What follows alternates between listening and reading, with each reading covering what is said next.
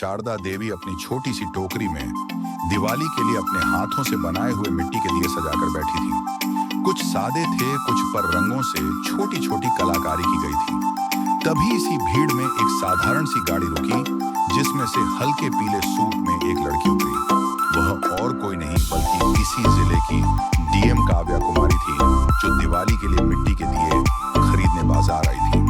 तभी काव्या कुमारी की नजर सड़क किनारे बैठी रंग बिरंगे दिए बेच रही शारदा देवी पर पड़ी। काव्या सीधा उन्हीं के पास पहुंची।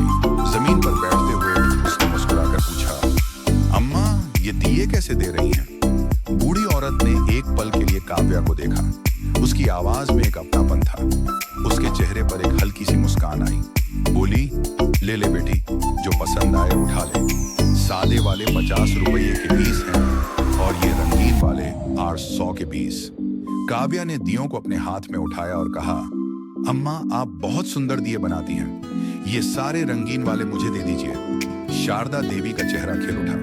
दिन की पहली बोहनी होने वाली थी, वह भी इतनी अच्छी। वह जल्दी जल्दी दिए एक कागज के थैले में डालने लगी।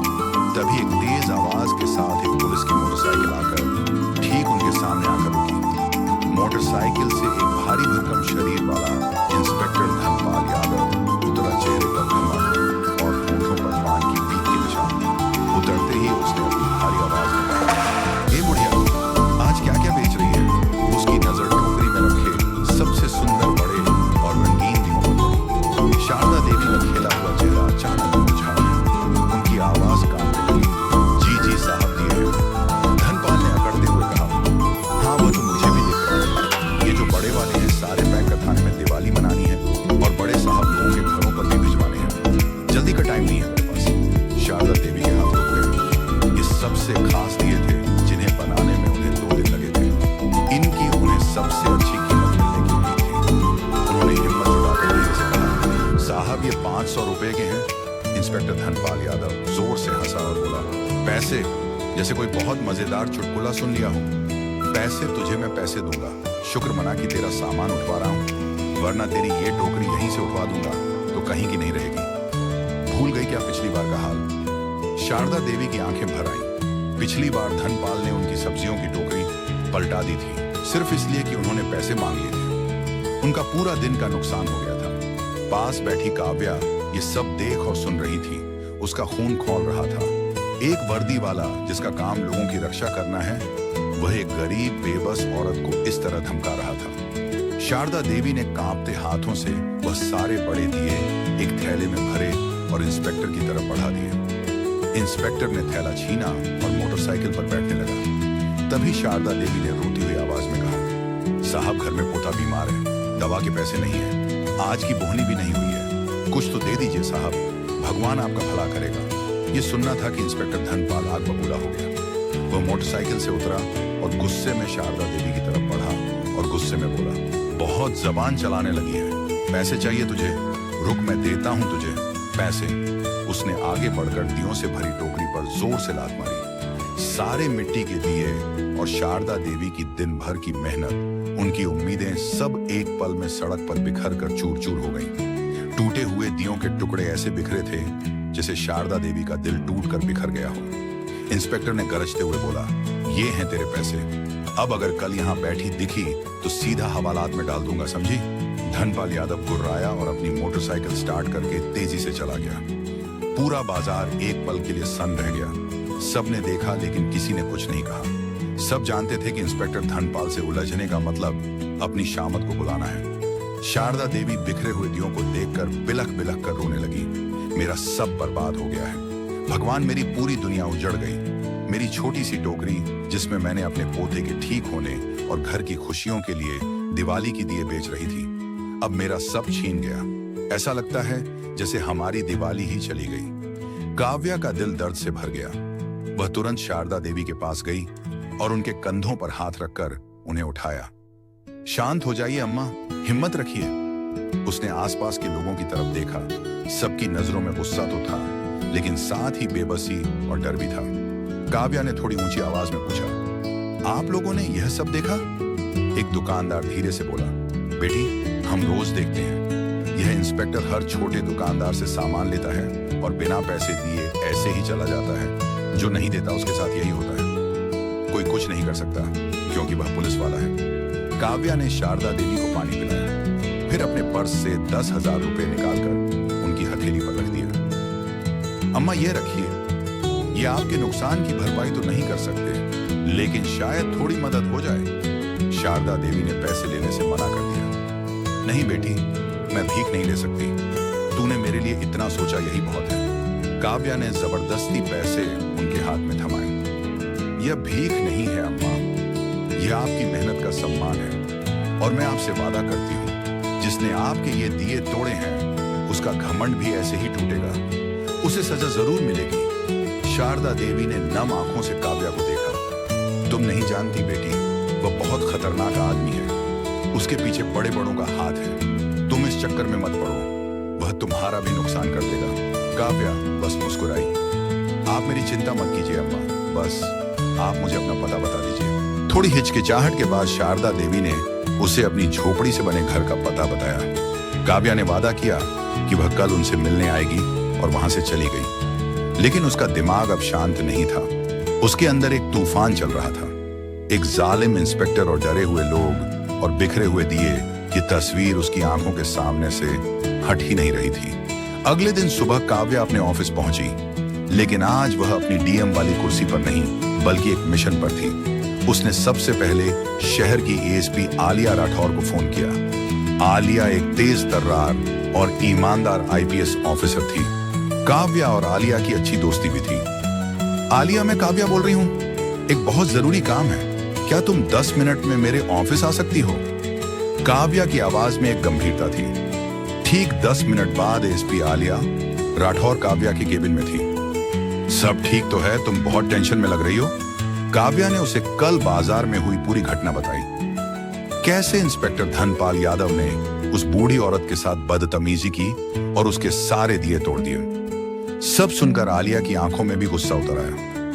धनपाल यादव की शिकायतें पहले भी आई हैं, लेकिन कभी कोई पुख्ता सबूत नहीं मिला। वह बहुत शातिर है, आलिया ने कहा, और उसके ऊपर एक लोकल नेता एमएलए बहादुर रेड्डी का हाथ है, इसलिए उस पर कोई सीधी कार्रवाई करना मुश्किल है। मुझे पता है, काव्या ने कहा, इसलिए मैं उसे रंगे हाथों पकड़ना चाहती हूँ। मेरे पास एक प्लान है, लेकिन इसमें मुझे तुम्हारी मदद चाहिए होगी। काव्या ने अपना पूरा प्लान आलिया को समझाया। प्लान सुनकर आलिया की आंखों में एक चमक आ गई। जबरदस्त प्लान है, ये काम आज ही होगा। मैं अपनी सबसे भरोसेमंद टीम को इस काम पर लगाती हूँ। तुम चिंता मत करो, आज धनपाल यादव का कानून से सामना जरूर होगा। शाम ढल रही थी, बाजार फिर से सज चुका था। शारदा देवी आज डर के मारे बाजार नहीं आई थी, लेकिन काव्या के वादे पर उन्हें थोड़ा भरोसा था। उधर बाजार में कल वाली जगह पर आज एक ठेला लगा हुआ था। ठेले पर रंग बिरंगी छोटे बड़े पटाखे सजे थे और ठेले के पीछे एक 45 साल की औरत खड़ी थी और उसके साथ एक लड़का भी था जो ग्राहकों को सामान दिखा रहा था। ये कोई और नहीं बल्कि एसपी आलिया की टीम के 2 पुलिसकर्मी मंजू और अभिषेक थे, जो भेष बदलकर वहां मौजूद थे। बाजार में सब्जी वाले, चाय वाले और दूसरे ग्राहकों के रूप में भी कई पुलिसकर्मी फैल चुके थे। हर किसी के पास एक छिपा हुआ माइक्रो कैमरा और ईयरपीस था।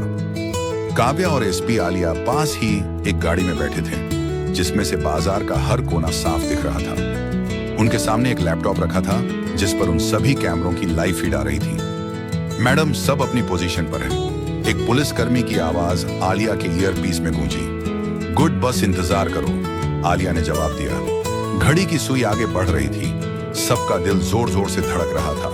क्या धनपाल यादव आ जाएगा? क्या उनका प्लान काम करेगा?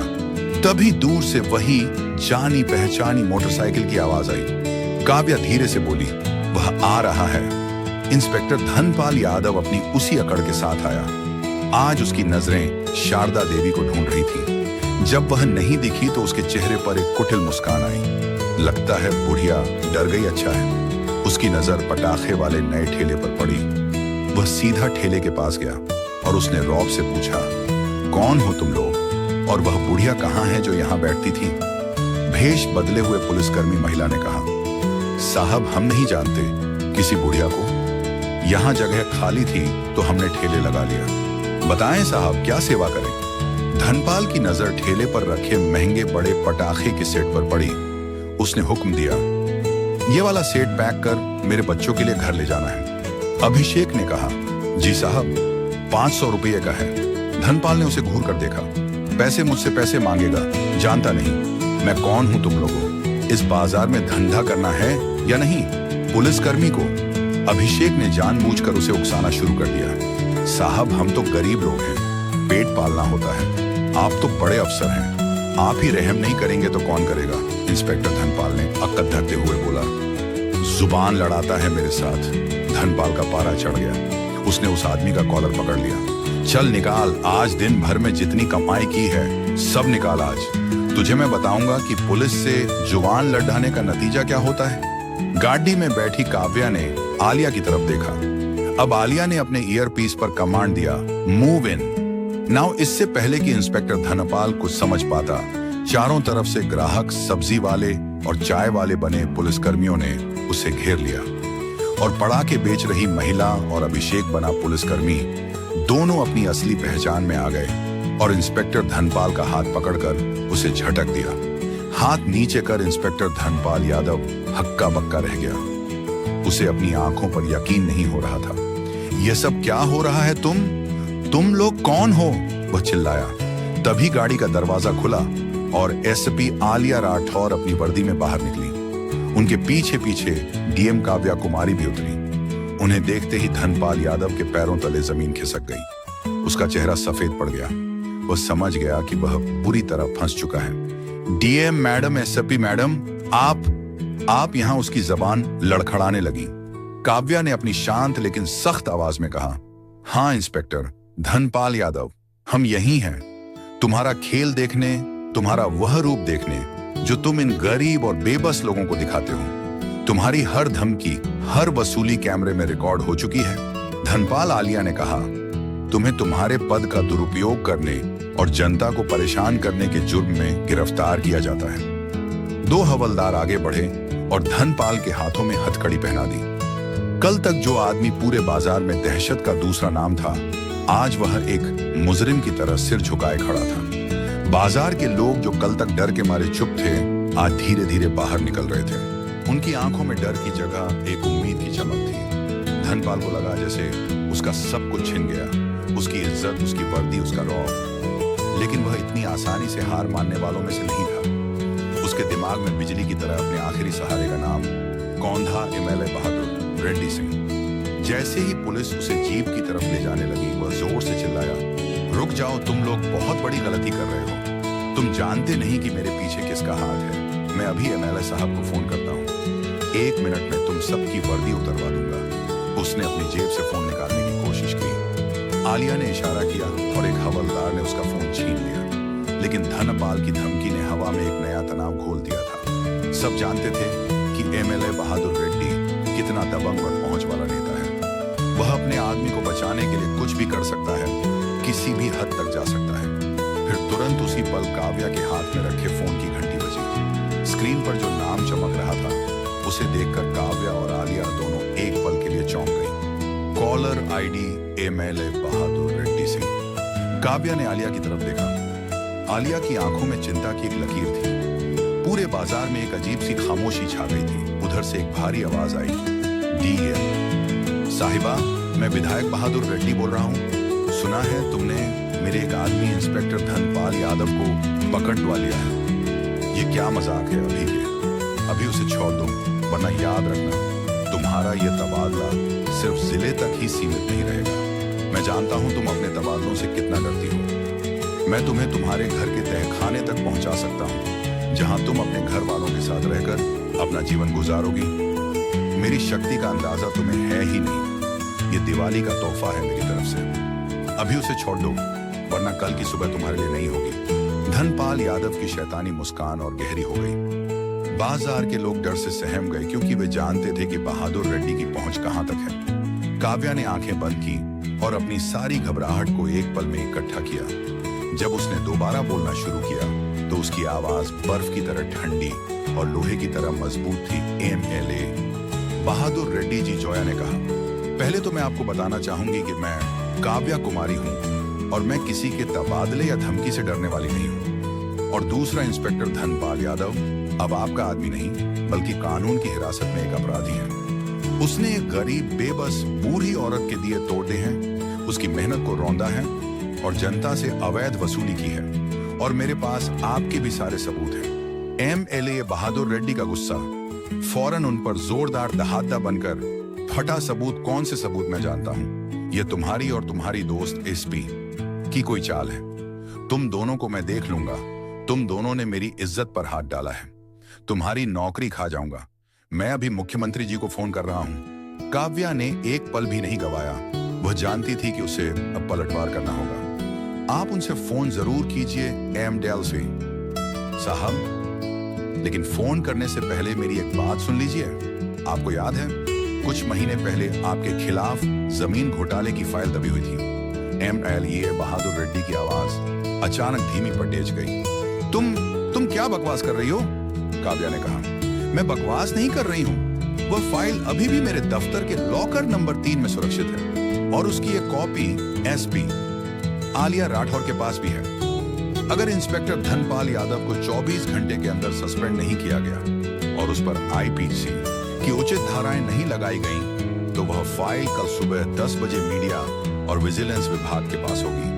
और तब एमएलए साहब आपकी राजनीति ही नहीं बल्कि आपकी आजादी भी खतरे में होगी। काव्या ने फोन को काट दिया और अपनी जीत पर किसी भी तरह की प्रतिक्रिया दिए बिना सीधे आलिया की तरफ देखा। इंस्पेक्टर धनपाल यादव का मुंह खुला का खुला रह गया। उसकी शैतानी मुस्कान गायब हो चुकी थी। उसे समझ आ गया था कि उसका आखिरी सहारा भी टूट गया। आलिया ने गर्व से काव्या के हाथ को थपथपाया। वेल डन काव्या, अब इसे यहां से ले चलो। पुलिस इंस्पेक्टर धनपाल यादव को जीप में बिठाकर थाने ले गई। बाजार के लोग काव्या और आलिया को देखकर तालियां बजाने लगे। डर का माहौल अब आजादी और जीत की खुशी में बदल चुका था।